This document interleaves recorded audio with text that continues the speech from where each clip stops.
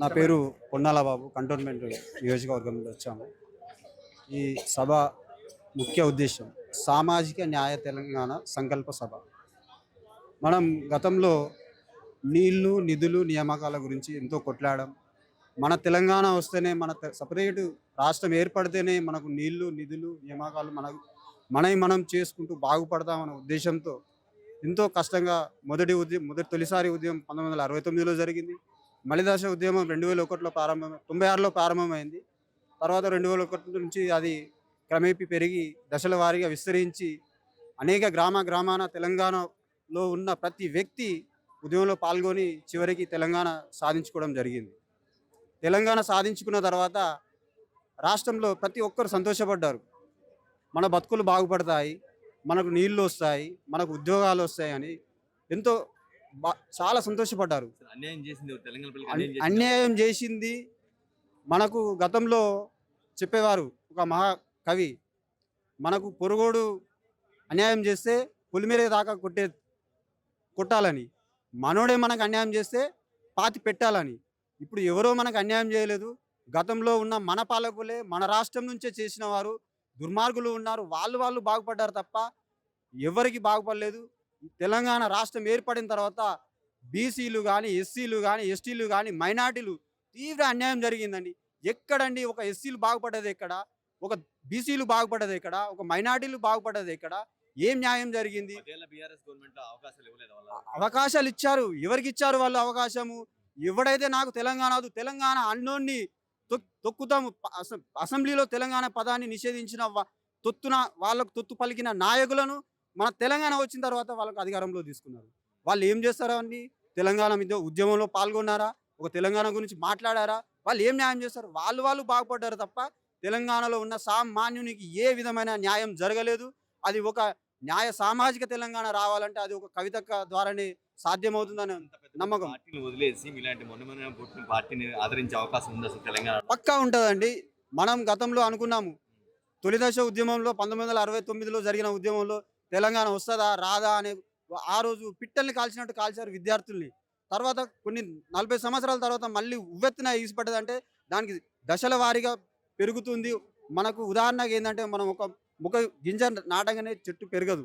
అది క్రమేపీ ఇప్పుడు అక్క విత్తనం నాటింది, దాన్ని నీళ్లు పోసుకుంటూ పెంచి పెద్ద చేసి దాని ఫలాలు అందించేంత వరకు మా అక్క కవితక్క గారి నాయకత్వంలో సామాజిక న్యాయం జరిగేంత వరకు కొట్లాడుతుంది. 15 ఏళ్ళు మట్టని 10 ఏళ్ళు మట్టని ఇది నిరంతర ప్రక్రియ. కొట్లాడేంత వరకు మనకు తెలంగాణ కోసం ఏ విధంగా అయితే మనం కొట్లాడి సాధించుకున్నామో, ఒకటే సంవత్సరంలో రాలేదు కదా కొట్లాడితే. అది దశల వారీగా ఎన్నో సంవత్సరాలు పట్టింది. ఇది కూడా సమయం పడుతుంది. కానీ ఆ విత్తనం అనేది మన కవితక్క నాటింది. దానికి నీళ్లు పోసి పెంచి ఆ చెట్టును కాపాడుకొని ఫలాలు అందించేంత వరకు కవితక్కతోటి మేము అందరం ఆమెకు సహకరిస్తాం. విశ్రమించకుండా అక్క పోరాడుతుంది. అక్కతోటి మేము వెళ్ళ ఉంటాం. 2035 వరకు నేనే ముఖ్యమంత్రిగా ఉంటాను, కాంగ్రెస్ ప్రభుత్వం మళ్ళీ అధికారంలో వస్తుందని అంటున్నారు. అటువంటి పరిస్థితులు ఉన్నాయి రాష్ట్రంలో. అది ప్రజలు నిర్ణయిస్తారండి. ఇప్పుడు ఏదైనా కానీ ఇప్పుడు వాళ్ళు కాంగ్రెస్ ప్రభుత్వం అని చెప్తలేడు రేవంత్ రెడ్డి. ఏమంటున్నాడు? నేను ముఖ్యమంత్రి అంటున్నాడు. ఆయన అప్పటి వరకు ఎక్కడ ఉంటుంది? ఏం లేదు. ఆ ఓట్లకు ఉంటూ ఆ దొంగ అది ఉన్నది కదా కేసు, ఆ ఢిల్లీలో తిరగబడ్డారంటే గమ్మున బీజేపీలో పోయినా ఆశ్చర్యపడాల్సిన అవసరం లేదు. మోడీ గారు ప్రధానమంత్రి గారు అంటాడు, మీరా సాత్ ఆజావ్ సాత్ మే జోడీకే కామ్ కరెంగే అని చెప్తున్నారు. అది ఎప్పుడు ఏం జరిగేది తెలియదు. అంత అది లేదు. ఇప్పుడు ఆయన చెప్పారు సామాజిక న్యాయం. బీసీలకు ఏమన్నారండి? బీసీ డిక్లరేషన్ ఇప్పటివరకు అమలు అవుతుందా? అమలు అవ్వట్లేదు. ఎస్సీలకు ఏమన్నారు? అంతకుముందు గత ప్రభుత్వం ఏం చేసింది? ఎస్సీలను ఏం అన్యాయం చేసి దళిత మంది కింద 10 లక్షలు ఇస్తే మేము అంబేద్కర్ గారి మహనీయుడు రాజ్యాంగ నిర్మాత బాబాసాహెబ్ అంబేద్కర్ గారి పేరు పెట్టి అంబేద్కర్ అభయస్థం పేరు మీద మేము ప్రతి దళితునికి 12 లక్షల రూపాయలు ఇస్తాము అని 30 నెలలు అవుతుంది. ఇప్పటి వరకు రాష్ట్రంలో ఏ ఒక్క దళితునికైనా అంబేద్కర్ అభయస్థం గారు పథకం ద్వారా ఇచ్చాడా అని అంటే చెప్పండి. దళితులందరూ తిరగబడే రోజు వస్తుంది. అది ఒక సామాజిక న్యాయంలో ఎవరికి అంటే చేసింది? ఒక బీసీలకు న్యాయం చేసిండ్రా? ఎస్సీలకు న్యాయం చేసిండ్రా? 10వ తరగతి విద్యార్థికి 10,000 రూపాయలు అండి, 20,000 రూపాయలు ఎక్కడ ఇస్తున్నారు? ఏం చేస్తున్నారు? వాళ్ళ మాట అవకాశం కోసము వాళ్ళు ఎంత మాటలైనా మాట్లాడతారు. ప్రజలను తప్పుదో పట్టిస్తారు. ప్రజలు గ్రహిస్తున్నారు, అన్ని గ్రహిస్తున్నారు. తెలంగాణ మొత్తాన్ని రీచ్ అయ్యేంత క్యాడర్ కానీ లీడర్షిప్ కానీ మీ పార్టీకి ఉందా? ఉందండి. అక్క సునామీ లాంటిది అక్కకుంది. అక్క మనకు ఎప్పుడైతే 2006లో తెలంగాణ ఉద్యమంలో పాల్గొన్న కవితక్క గారు అప్పుడే జాగృతి ఏర్పడేసింది. జాగృతి అనేది ప్రతి మండలంలో ప్రతి కాన్స్టిట్యున్సీలో ప్రతి జిల్లాలో ప్రతి వాడలో జాగృతి టీం ఉన్నది. అయితే క్రమేమీ అది అధికారంలో తెలంగాణ ఏర్పడడం, అధికారంలోకి పార్టీ రావడం, ఆ పార్టీతోటి అనుసంధానంగా అక్క మెదలడంతో అది ఏమైందంటే 2016లో చిట్ట చివరిగా మేము చేసినాం జాగృతి బతుకమ్మ ప్రోగ్రాం జాగృతి ఆధ్వర్యంలో. తర్వాత 17లో ఏం చేసినంటే మన అప్పుడున్న ముఖ్యమంత్రి గారు, అమ్మ కవితమ్మ ఎందుకు మళ్ళీ మేము వేరే అవ్వడం ఎందుకు, అన్ని కలిసి పనిచేద్దామనే ఒక ధీమాతో చెప్పడంతో అప్పుడు ఆ కవితక్క జాగృతిని కొంచెం విస్మరించి అది చేసింది. కానీ ఇప్పుడు జాగృతి టీంతో పాటు అక్కకు అన్ని విధాల తెలంగాణలో ఎవరెవరికి అన్యాయం జరిగిందో ప్రతి ఒక్కరు నిలబడుతున్నారు. అక్కకు చాలా సపోర్ట్ చేస్తున్నారు. బీఆర్ఎస్ లో ఉండి వాళ్ళు దాదాపు 20 సంవత్సరాలు పనిచేసింది, పదవులు తీసుకున్నారు, పనిచేశారు. అలాంటి బీఆర్ఎస్ ని తిట్టి బయటకు వచ్చారమ్మా. ఇప్పుడు జనం నమ్మే పరిస్థితి ఉందా? అక్క బయటికి రాలేదండి, అక్క తిట్టి బయటికి రాలేదు. వాళ్ళే పొమ్మలేక పొగబెట్టారు. అక్కనే వాళ్ళు బయటికి వాళ్ళే పంపించారు. అక్క ఏనాడు కూడా మీరు చూసుకోండి 2014లో పార్టీ అధికారంలో వచ్చిన తర్వాత 2023 వరకు ఎప్పుడు కూడా అక్క పార్టీ లైన్ దాటలే. మేము కూడా అక్క దగ్గరికి చాలాసార్లు వెళ్ళినాం. అక్క మా కాన్స్టిట్యున్సీలో ఉండి దళిత బంధు వస్తలేదు, మాకు ఇట్లా అన్యాయం జరుగుతుంది, మీరు చెప్పండి అంటే అది కాదు సరే నేను మాట్లాడతా పార్టీ లైన్కు మనం అగేనిస్ట్గా పోవద్దని మమ్మల్ని సంధాయించింది. అప్పటి వరకు అక్క ఓపికతోటి ఉన్నాము. కానీ ఎప్పుడైతే వీళ్ళు అక్క ఒక దుర్మార్గులు కొంతమంది కేంద్రంలో నుండి రాష్ట్రంలో కొంచెం తొత్తులు అక్క మీద అయితే ఒక నిలాప నింద వేసి అన్యాయంగా అక్కను కారాగారంలో వేయడం జరిగింది. అప్పటి నుంచి పార్టీ సపోర్ట్ చేయడం లేకపోవడం వల్లనే అక్కను వాళ్ళే గెంటి వేశారు. అక్క అస్సలు పార్టీని నమ్ముకొని పార్టీ నమ్మిన సిద్ధాంతాన్ని ఎప్పుడు ఆమె బేకారత్వం చేయలేదు. నమ్మిన సిద్ధాంతాన్ని ఎల్లవేళల కృషి పట్టుదలతో ఉన్న మనిషి కవితక్క గారు. బీఆర్ఎస్ లో కవితకి ద్రోహం చేసిందంటే ఎవరి పేరు చెప్తారు? కవితక్క కాదండి, ఎవరి పేరు అవసరం లేదు. పార్టీ ద్రోహం చేసింది. మొత్తం పార్టీలో ఉన్న వాళ్ళందరూ పార్టీ మొత్తానికి ఆ రోజు అధికారంలో అక్కతోటి స్నేహం చేసి అక్కతోటి మేము ఎంత కష్టపడ్డామండి. మేము దెబ్బలు తిన్నాం, మేము ఉద్యోగంలో పాల్గొనలేదా? వంట వార్పు కానీ మా మిలియన్ మార్చి కానీ ఎన్ని ఇక వాళ్ళు ఏమంటున్నారు, ఉద్యోగంలో కేసులుంటేనే వాడు ఉద్యమకారుడట, కేసులుంటేనే తెలంగాణ ఉద్యమం, కేసులు లేకపోతే ఉద్యమంలో మేము పాల్గొనలేదా? ఇట్లా వీళ్ళంతా ఏంటంటే దుర్మార్గులు తయారవుతున్నారు.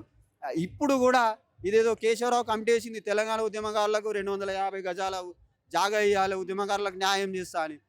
కేశవరావు కమిటీ అంటే కాలయాపన కమిటీ, కాంగ్రెస్ కాలయాపన కమిటీ. ఆ కమిటీ కూడా మా అక్కగారిని సంప్రదించి మేము కూడా ఉద్యమకారులమే, మాకు కూడా తగిన న్యాయం జరగాలి ఉద్యమకారులకు కూడా, అది అక్కతోటి సాధ్యపడుతుంది. మన తెలంగాణ ఏర్పడిన తర్వాత దాదాపు ఇప్పుడు 9 సంవత్సరాలన్నర బీఆర్ఎస్ ప్రభుత్వం పరిపాలించింది. ఇప్పుడున్న కాంగ్రెస్ గవర్నమెంట్ 2.5 years పరిపాలించింది. ఇన్ని రకాలుగా రెండు రకాల గవర్నమెంట్లు ఇప్పుడు పరిపాలించిన తర్వాత కూడా మన తెలంగాణకి 80% SC ST BC other backward caste అంటే ఎకనామికల్గా బ్యాక్ ఉన్న వాళ్ళకు కూడా ఎలాంటి న్యాయం జరగలేదు అనే ఉద్దేశంతో ఈ యొక్క సామాజిక న్యాయ తెలంగాణ సంకల్ప సభ నిర్వహించడం జరుగుతుంది. మీరు అనుకున్న లక్ష్యం నెరవేర్చే పరిస్థితి ఉన్నాయి 100% అండి, తప్పకుండా. ఇప్పుడు కవితక్క అంటే ఏది కూడా మీరు ఉత్తమ మాటలు చెప్పి ముందుకు సాగే పరిస్థితి ఉండదు. కవితక్క ప్రతి ఒక్క అంశాన్ని విశ్లేషించిన తర్వాతనే ప్రజల్లోకి తీసుకొస్తుంది. మీకు త్వరలో చూస్తారు, ఇప్పుడు అక్క వచ్చిన తర్వాత మాట్లాడే విధానంతో మీకు అర్థమైపోతుంది. తెలంగాణలో కాంగ్రెస్ బీజేపీ బీఆర్ఎస్ మాత్రం స్వచ్ఛందాలు మరి ఏ పార్టీకి అవకాశం లేదు అనే ఒక వాదన బలంగా ఉంది. లేదండి, ఇవన్నీ సెంట్రల్ పార్టీలు ఇవన్నీ. ఇప్పుడు మనకంటూ స్టేట్ పార్టీ ఒకటి కావాలి. స్టేట్ పార్టీ అవసరం కూడా ఉన్నది. ఇప్పుడు నిజంగా మనకు స్టేట్ పార్టీ అవసరం ఉండి మన యొక్క తెలంగాణకు న్యాయం జరగడం కోసం పెట్టిన పార్టీ ఇది.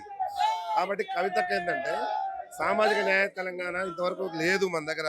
తెలంగాణ సాధించుకున్నామనే కానీ ఏ రోజు కూడా తెలంగాణకు న్యాయం జరగలేదనే ఉద్దేశంతో ఈ యొక్క సభ పెట్టడం జరుగుతుంది. బీఆర్ఎస్ పాలనలో కాంగ్రెస్ పాలనలో తెలంగాణ న్యాయం జరగలేదా? జరగలేదు. మా ఉద్దేశం ప్రకారం జరగలేదు. ఇంకా మెరుగ్గా న్యాయం చేసే అవకాశం ఉండి కూడా చేయలేకపోయారు అనేది మా ఉద్దేశం. ఏదో అభివృద్ధి అంటే కొంత ఏదో ఒక భౌగోళికంగా కొంత అభివృద్ధి జరగడం అనేది ఎలానైనా జరుగుతుంటుంది లైట్గా. కానీ ఇంకా మనం స్పీడ్ అంటే మనం ఎప్పుడు వెళ్ళే 40 స్పీడ్ కాదు, 100 స్పీడ్లో వెళ్ళాల్సిన అవసరం ఉంది.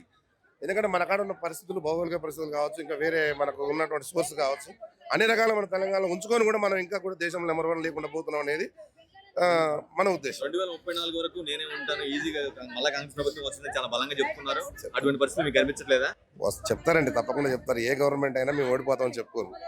ఎందుకంటే ప్రతి గవర్నమెంట్ కూడా ఎట్టి బస్సులో మేమే ఉంటాం, మేమే చేస్తాం, మేమే పరిపాలిస్తామని చెప్పుకుంటారు.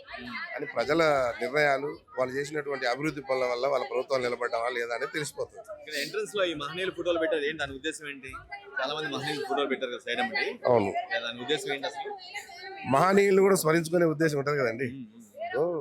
అని వేరే పార్టీలు ఎవరు పెట్టలేదు అందు గురించి. యాక్చువల్గా మనం ఏంటంటే మీరు కూడా చూస్తుండండి, ప్రతి ఒక్కటి జయశంకర్ గారు కావచ్చు, మనం ఎవరిని కూడా మనం మర్చిపోము. రేపు ఉద్యమకారులు కూడా మర్చిపోము. తెలంగాణ కోసం కష్టపడ్డ ప్రతి ఒక్కరిని మర్చిపోము. అట్లనే పెద్దల్ని కూడా మనం స్మరించుకునే విధంగా, ప్రతి ఒక్కరికి మన యొక్క స్మరణ ఉండే విధంగా, వాళ్ళు చేసిన త్యాగాలు అన్ని ఉండే విధంగా మనం ఈ యొక్క అట్లీస్ట్ వాళ్ళకి ఇచ్చే మనం చిన్న గౌరవం.